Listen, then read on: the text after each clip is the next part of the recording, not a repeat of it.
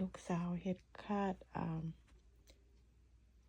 สำหรับอันวาเลนไทน์ให้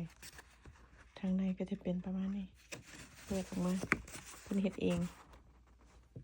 เขียนเป็นภาษาฝรั่งว่า Happy Valentine Day เขียนเป็นภาษาเฟรนช์เพิ่นเฮ็ดเองมักเฮ็ดเองลูกสาวกกเพิ่นมักเฮ็ดคาดเฮ็ดหยังประมาณนี้แบบดีไซน์เองออกแบบเองงามของเพิ่นอยู่ตอนละนี่คิว make beautiful อันนี้